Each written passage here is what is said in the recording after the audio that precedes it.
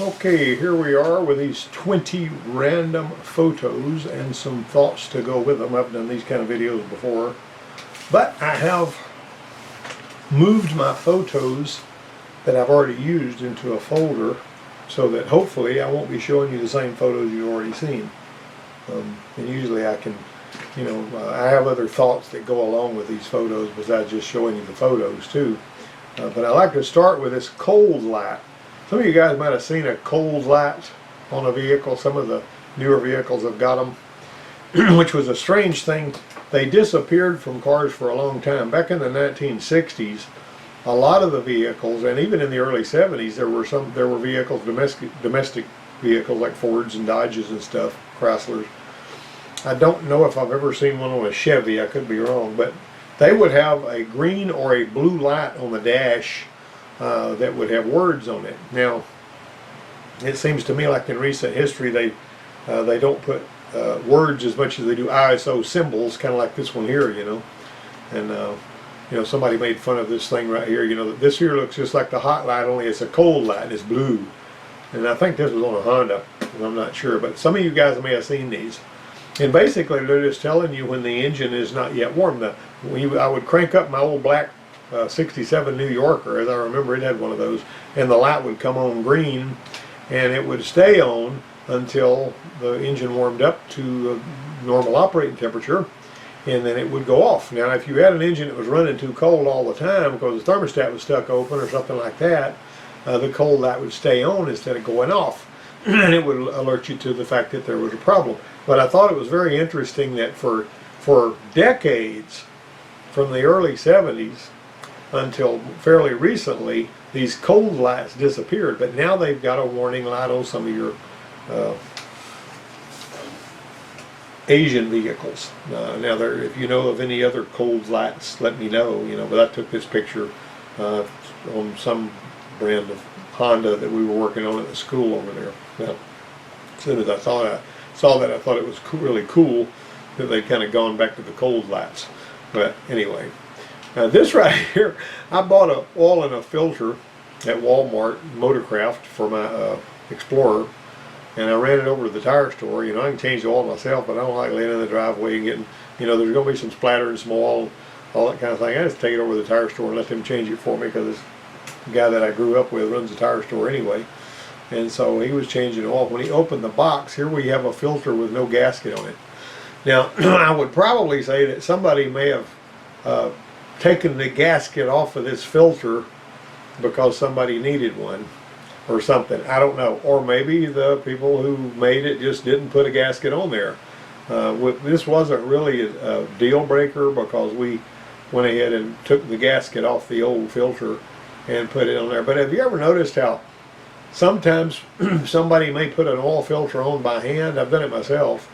And then you come back later and you go to take it off the next time you change the oil, and the thing just won't budge, and you fool with it. Most of the time, if it's dry and your hands are dry and you're not, slippery with oil, you can usually break an oil filter loose if you can get your hands wrapped around it with your hands. Sometimes you can't. Sometimes it takes a really good wrench. There's all kinds of oil filter wrenches people have come up with. But I used to think maybe the reason some of these oil filters that were tightened by hand when they were put on got really tight over time because maybe the gasket swelled a little bit because of the oil or something like that. Now I will say this about oil filters: not all oil filters are created equal, and there was this anomaly that happened back in about, I'm gonna say 91 or 90, between the 91 and the 92 Jeep Cherokee 4-liter. I could have those year models wrong, so don't quote me on that. From one year to the next, the oil filter, the lubrication system on the oil gallery was set up so that the relief valve for the oil system was not built into the oil pump or into the oil circuit. It was actually in the oil filter itself. And I'm not talking about that filter, that spring-loaded bypass that is supposed to let lubrication, you let oil get past the filter element when it's clogged up. This actually had the relief valve built into the oil filter. This was something we were told at Jeep school by the instructor, Dick Kennedy, up there, that taught at Jeep school. And he said that a lot of the times at these oil change places, they will just grab a filter that has the right threads, it's the right size, and just screw it on there and feel like an oil filter is an oil filter. Well, in that particular case, he says if you put the wrong oil filter on this particular engine, like if you put one that's a year model removed, and it's like you've removed the relief valve and there's no pressure and it'll burn the engine up. And I didn't give that a whole lot of thought, because I knew if I was doing some work on one and I had to, for some reason, change the oil filter for whatever reason, that I was going to make sure I got the right one from the parts people anyway, and I'd always tell them the, year model or the whatever. But the oil change place that was down the road destroyed, from the dealership, when I was working at the dealership, we had a Jeep franchise, destroyed 2 engines for that very reason. And they came up there for repairs. The oil change place sent them up there, and we had to put engines in them because they had put the wrong oil filter on them. So just pay attention to that. I mean, you're probably not going to have that problem on anything but that one Jeep, or you might, I don't know. But the smartest thing you can do is make absolutely sure you've got the filter that goes on there. Don't just grab one you happen to have in stock and screw it on there and figure BI-8 just because it fits and all. Of course, we've talked before about double gasketing the filter. If you screw the oil filter off and the gasket stays on there like it likes to do on some vehicles and all that, and you got some issues going on there. Okay, now then, let's look at the next picture. One of the things that I tried to teach my students diligently, sometimes we would have the transmission or the transaxle out for whatever reason, working on the transmission or the transaxle or putting a clutch in.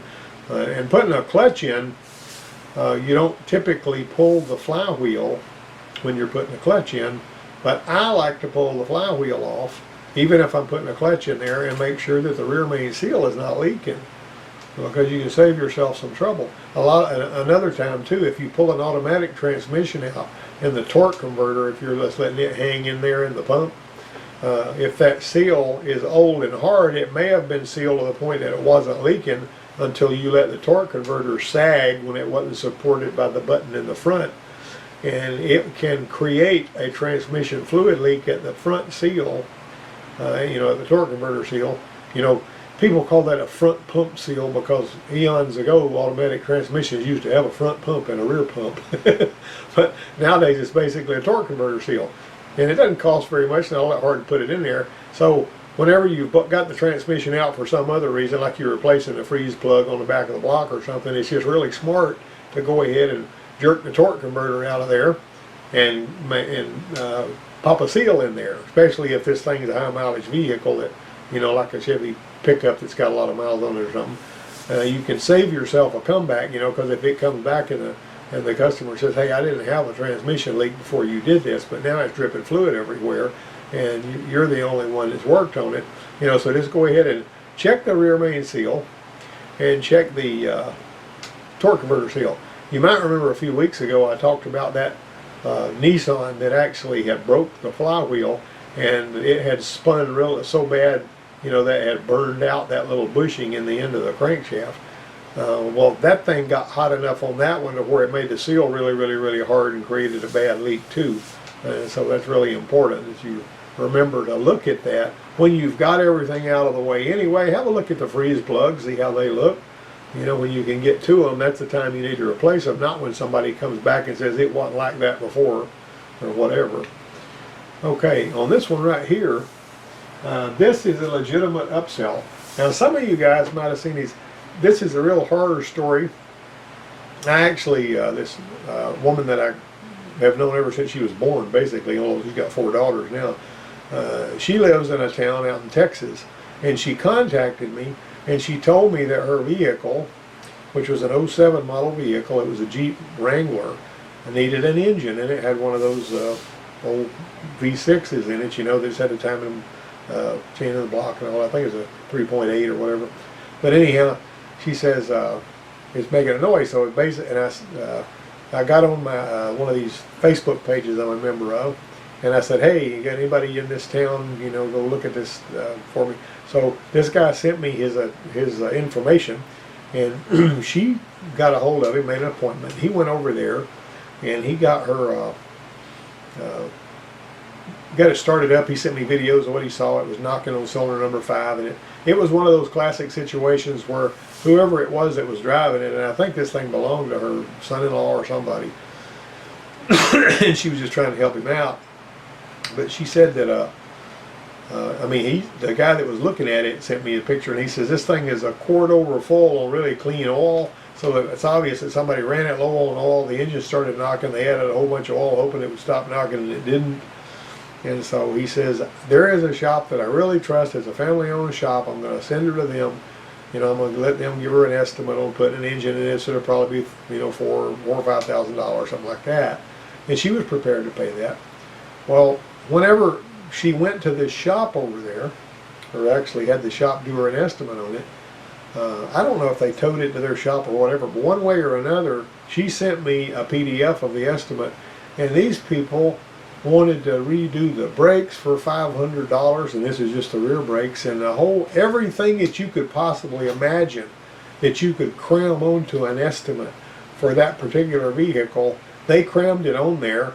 And by the time they got a Jasper engine and put it in there and did all the other work they said needed to be done, she was going to have to write them a check for $14,000. I kid you not.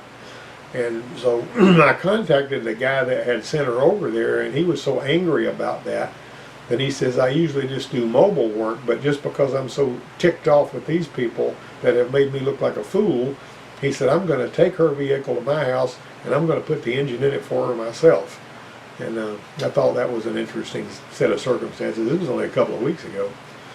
But it's just amazing how some of these places, well, you know, at the Ford place, they used to want us to try to upsell. You know, that was a big deal. Upsell, upsell, upsell. Well, if I saw that a belt was cracked or there was a swollen hose or something like that.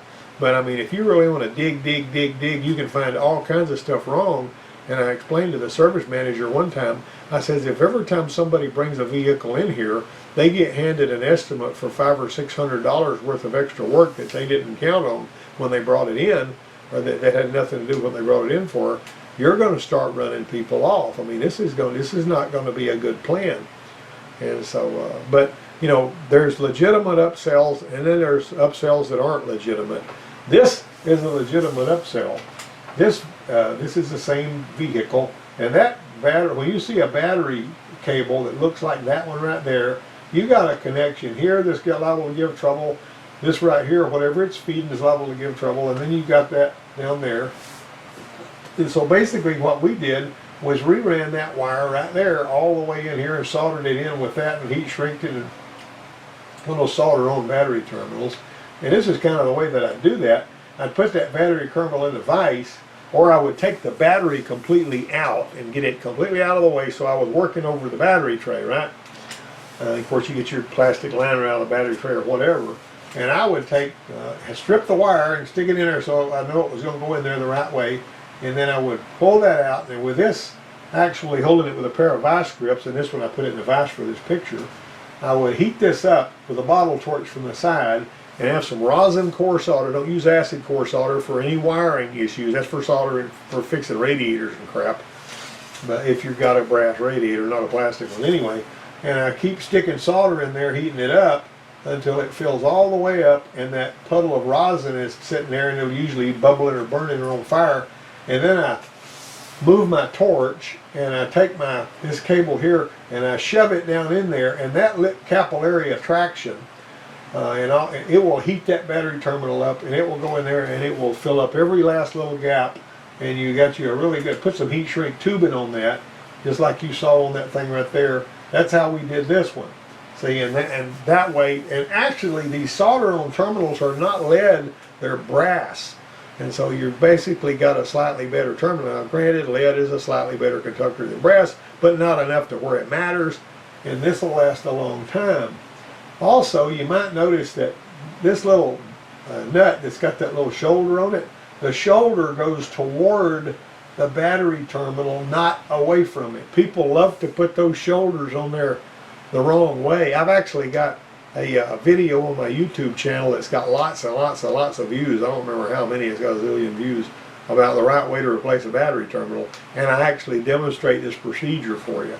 But anyhow, that was just something I wanted to put on here.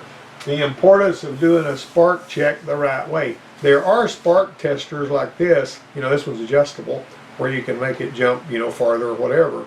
There are spark testers where the spark is actually encased in plastic so that you're not as likely to set fire.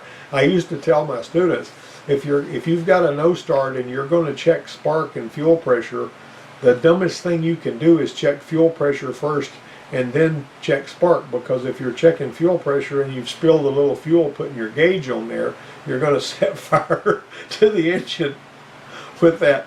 And I had a Taurus one time I was working on at the Ford place, and I went out there and I did it in the right order.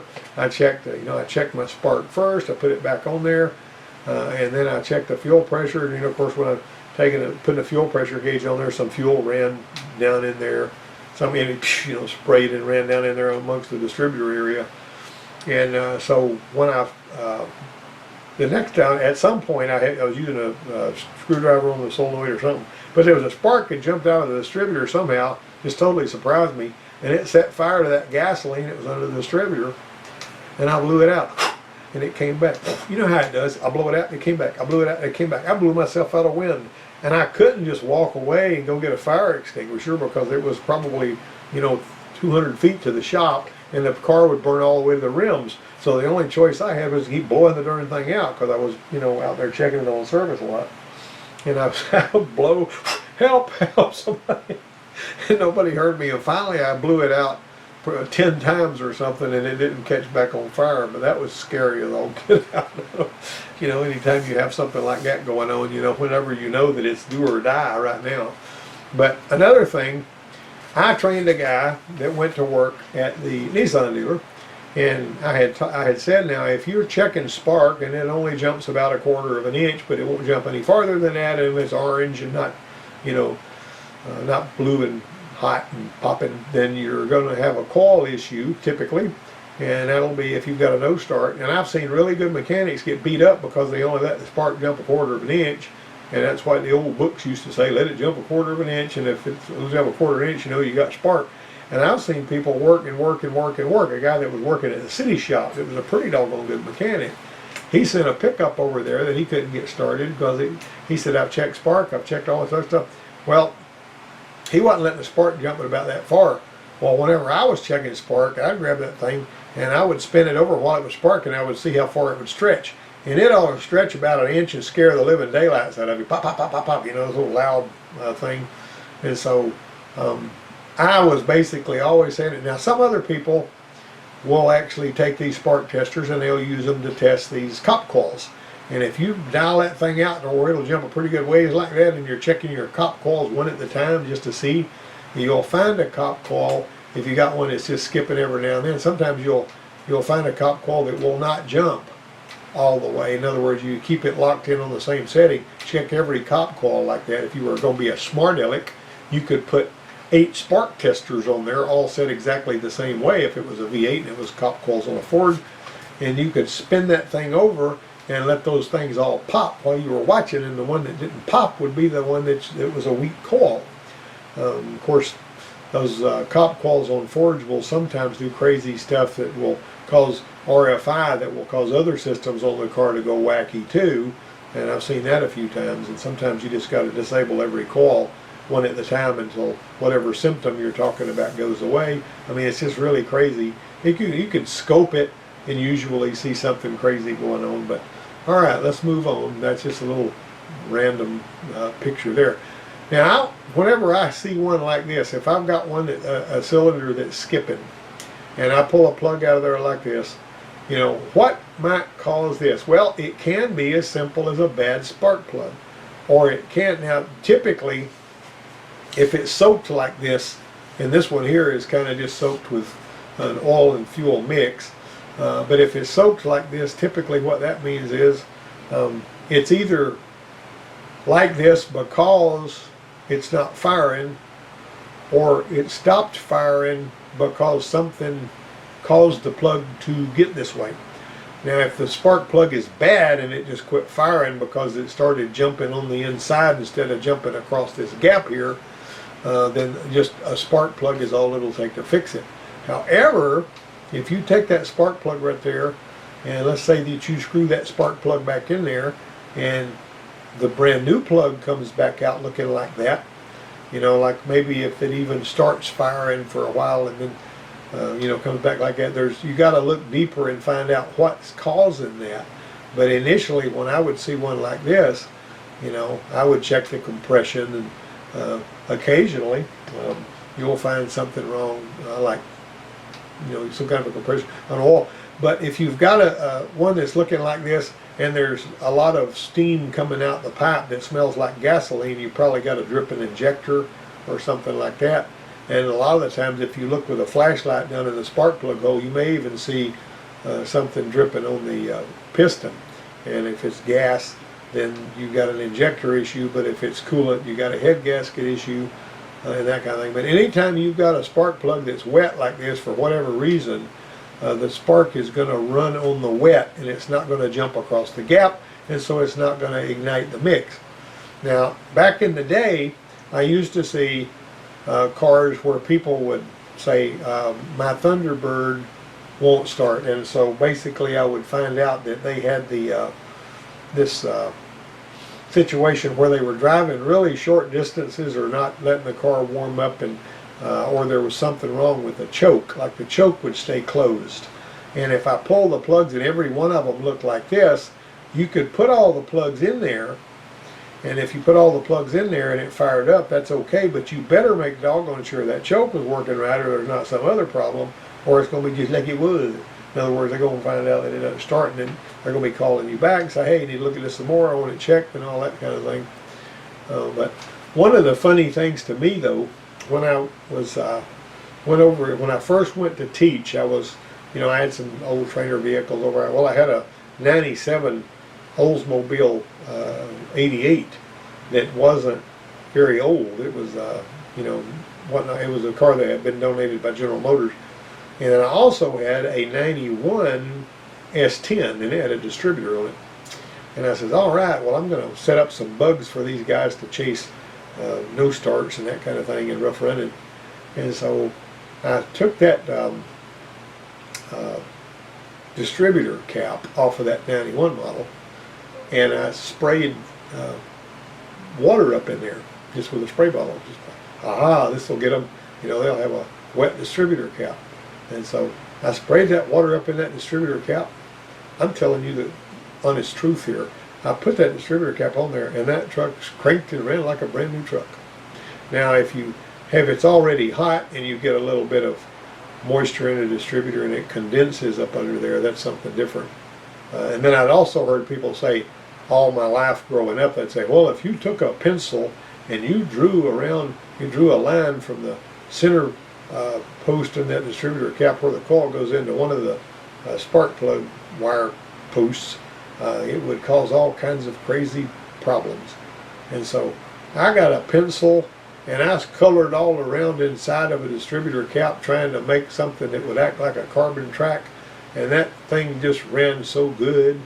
I mentioned that to a farmer, and he says, well, I used to make my old gas burners run really good by taking the spark plugs out and coloring these electrodes here with a pencil.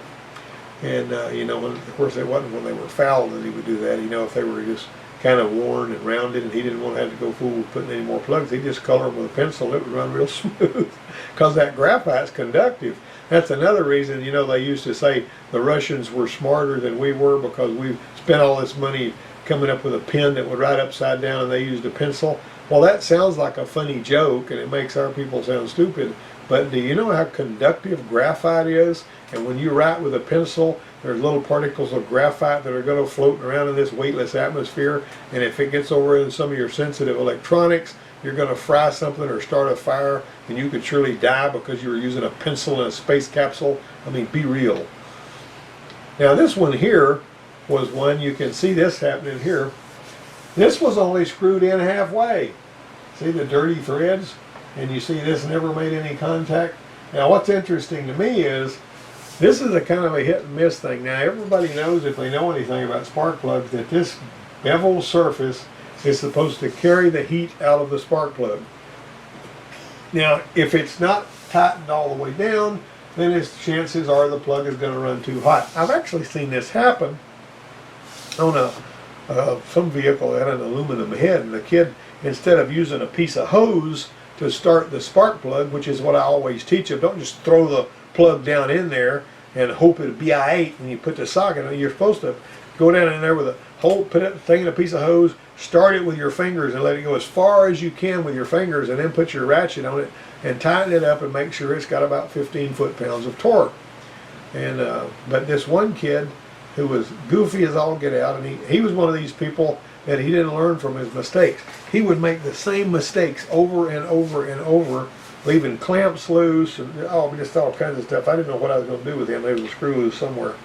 But along the short of it, that particular situation, he dropped that spark plug in there. It dinged the first thread, apparently, and then he just put a ratchet in the socket on it, and he tried to tighten it up, and he got it cross-threaded, and he got it about halfway down in there, about as far as you see this one in there. And I've got a picture of that spark plug somewhere.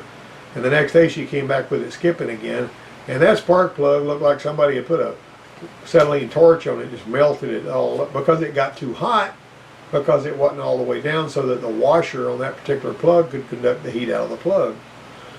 Well, this one right here was only screwed part of the way in, and it didn't burn the plug up. So that is not an exact science. Now the reason the thing is that bevel's there again is to conduct heat out of the plug, but in this particular case, that one didn't do that, although it will cause random misfires and stuff when you got a situation like that. Poo poo. Now if you ever are listening to one idle and you're back at the tailpipe and you hear it going poo poo poo poo poo poo, you gotta, I can guarantee you just about 90% of the time when you screw those plugs out, one of them is either going to be partially fouled or gapped too close. That's typically what causes those random misfires at idle. A lot of times you won't even notice anything when you're driving above an idle. Okay, I used to love doing these things. We would actually, when I was at the dealership and we got a lock cylinder, we wouldn't get a key, we'd just get a lock cylinder with all of these springs and these balls and these little, I don't remember what those things, tumblers, whatever. And we would have to build that lock cylinder so that that key would pull this little thing down flush with that cylinder. Now, each one of these has got a different number, and whenever you've got the key cut and it lines up with the number, it's going to have this the little notch that's going to be under this when you stick the key in. If it's built right, this will drop all the way in there where it's nice and flush. And that's really, really slick the way that was. And I used to just love building those things. Now, when I first started doing it, it was kind of scary. But after you've done a couple of them, it's just simple as pie. There's just nothing to it. And I got to where I could look at a key and tell which one of these, what kind of cut that was on there. On the older Fords, now you can't do this on newer Fords, but on the older Fords, you could cut one side of a key to fit one car and the other side of a key to fit another car, and you could have the same key that would start two different cars that had two different lock cylinders in them. But occasionally we would have to drill the lock cylinders out, and then I would have to, build one of these up, put it back in there. So the optimum way is so that the same key that fits the doors will fit the ignition lock cylinder, and that's one of the reasons we would do this. You can get a lock cylinder from the parts house that's already built up, but you're going to have a different key for the door, and a lot of people didn't accept that. This right here, see if you see what's wrong with this one. The transmission wouldn't pull after the valve body was installed. Alright, and this was actually one that happened over there, and they were like, I wonder what's wrong with this, and it actually didn't even feel, the shifter didn't even feel right. Well, you can see that they got this out of place, and this main valve, selector valve, is basically, this is supposed to be up in here, and it was back there. It's kind of funny when they made a mistake like that, because they had to pull it, pull the valve body back down to take care of that problem. One time there was this guy that was working on his own truck over there. It was a Chevy with a 4L60E in it or something. and he had a black Chevrolet pickup, and he was working on his valve body. I don't remember what he was doing to it, but somehow he managed to drop his valve body. Oh my word! And he bent this thing, and I could lay this thing on my desk and roll it, you know, like you do when you're playing pool. You lay your cue stick on the table and roll it to see if it's straight. That thing was a disaster. I was thinking, he said, "Can we straighten that out?" I said, "I wouldn't even try to straighten that out. You just need to order another one of these." So he ordered another collector valve. This is a massive failure on that particular one. I don't remember what vehicle this was on, but I think it was on a 3.1 that had those blown head gaskets. Now I had seen some shops, some pretty doggone good shops, that would tell this lady that I knew really well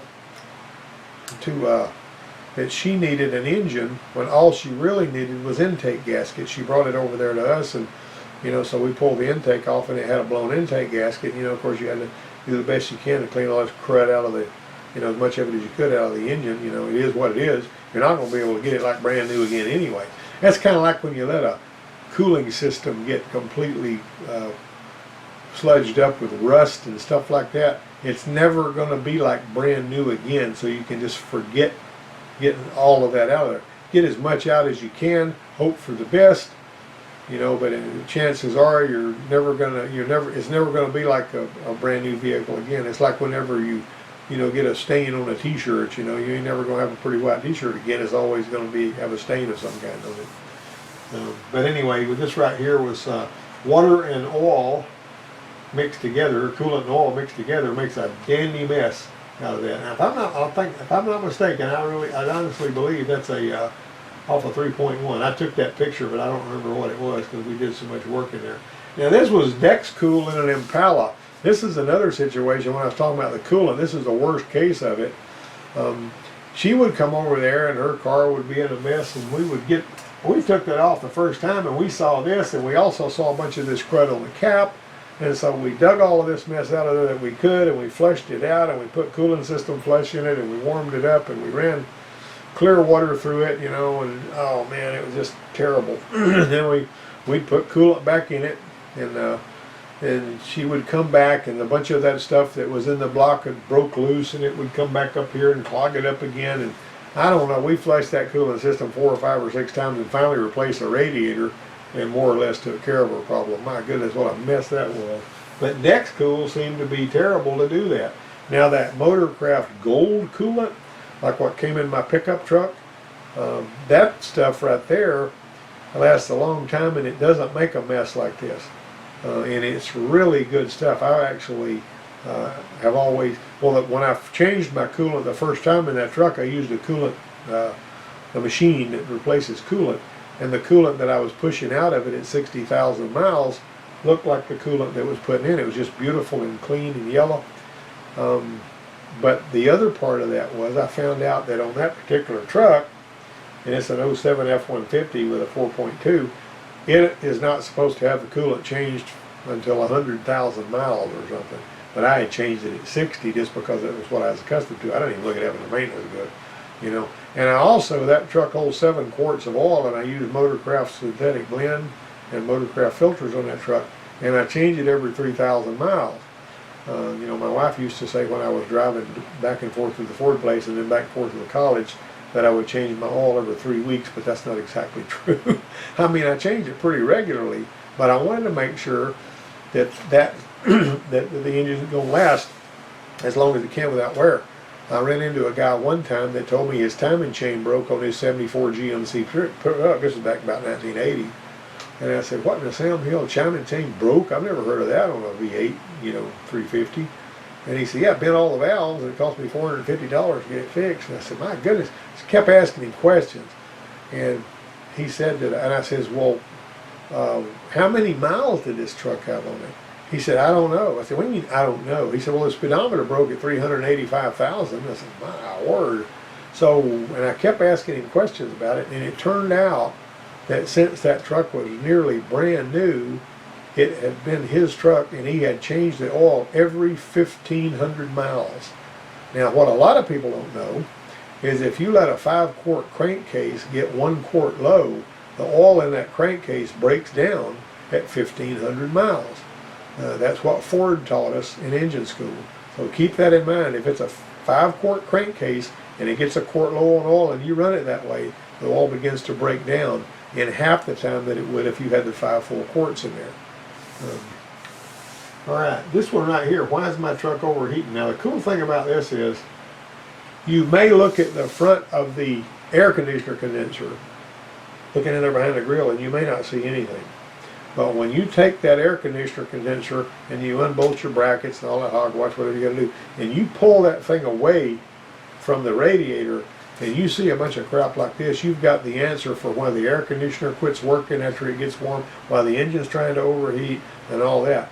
And there's been quite a few times when I've actually cleaned this out and then used a steam cleaner, just being really careful to wash the dirt out of the outside flues on the radiator and have one completely cool down after getting rid of this, brush and stuff. If this is especially prevalent on trucks that have been used on farms where they drive it out through the field where these dog fennels are, and the fuzz off of them weeds and everything will go right through that AC condenser and stop between the AC condenser and the radiator where you can't even see it.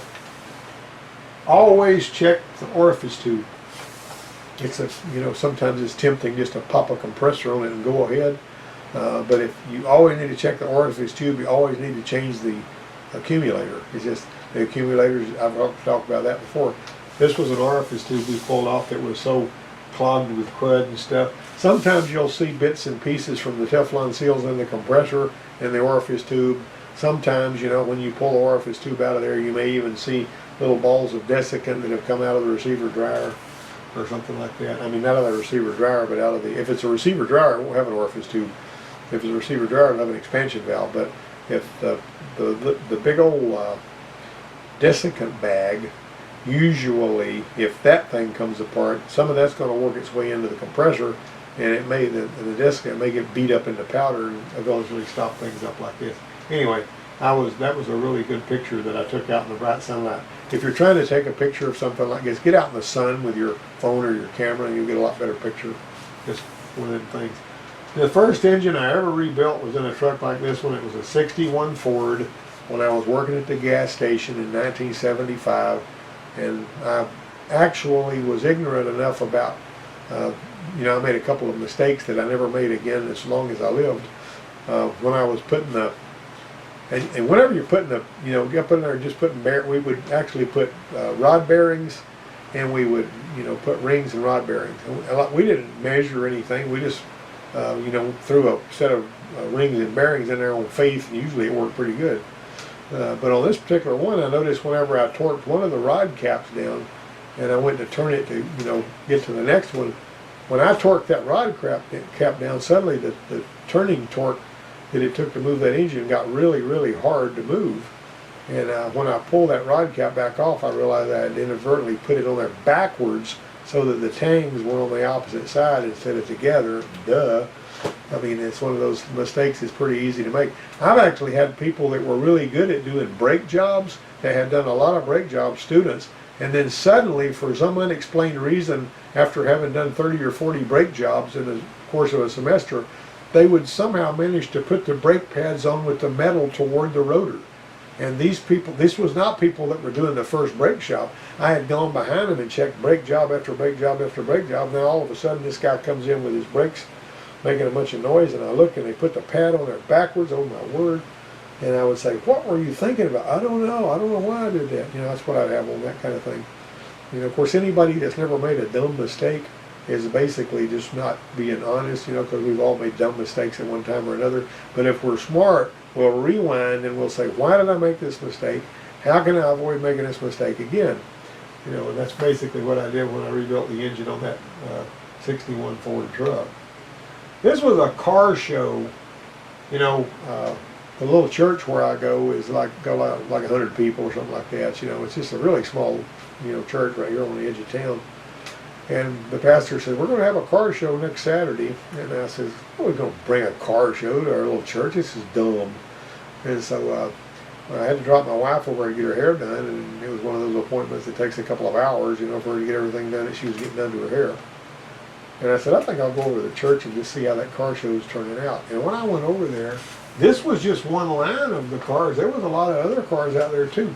I was blown away at all of the cool cars that were out there. You know, old cars, like an old Corvette. And there was, on this other side over here that you can't see, there were all kinds of old cars, Mustangs and Pontiac Firebirds and all that kind of stuff.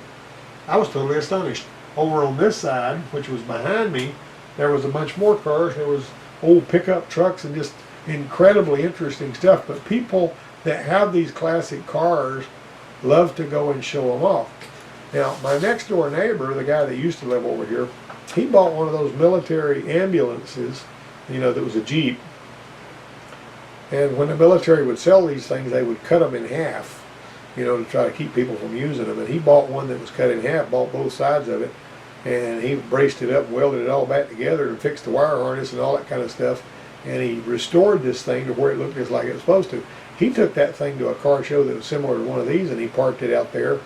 And there was this guy that had this shiny 67 Camaro or something he was so proud of. And everybody would walk right past his Camaro and want to go look at this old Jeep ambulance. And it ticked the guy off to have the Camaro. But anyway, my neighbor was a real peculiar dude.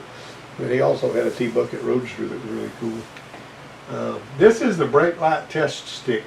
I got this stick and I cut it just exactly the right length. I experimented and I, you know, measured and cut it so that when I was doing a vehicle inspection by myself and I wanted to make sure the brake lights, if it was in the summertime and I didn't want to pull the door down behind the vehicle, if I wanted to make sure the brake lights worked, I would just prop this stick right here on the pedal, and I would walk back there behind the vehicle and I'd see all the brake lights, you know, the high mount stoplight. Remember, the high mount stoplight makes you 40% less likely to get rear-ended if it's working. If it's not working, that means you're 40% more likely to get rear-ended by somebody that's not paying attention. The high mount stoplight became mandatory on cars in '86 and a few years later on trucks and vans. And CHMSL, Center High Mount Stoplight, you know, like General Motors and Chrysler will abbreviate that CHMSL, CHMSL.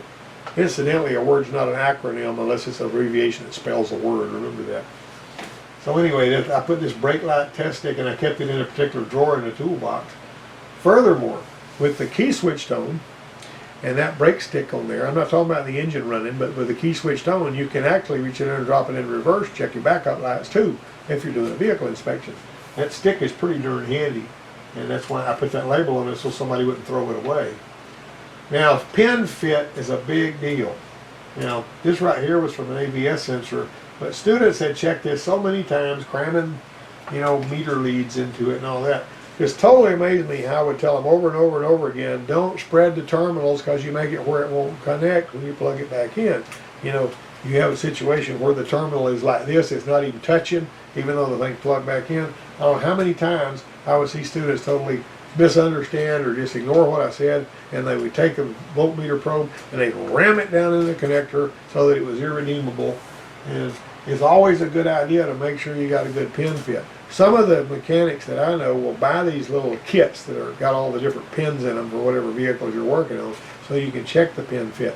Another way that I have seen some mechanics do is they would get numbered drill bits, which these drill bits are, you know, just go up a little bit with each size, and they would actually find a numbered drill bit that was exactly the same size as the pin in the male side of the connector, and then they would slide it in there to make sure it fit right. If you don't have a General Motors connector, this one General Motors instructor said on some of these GM cars, if you unplug the connector and plug it back together 4 times, you no longer have a serviceable pin fit on at least some of the pins. So keep that in mind. This burnout on this capacitor just totally amazed me.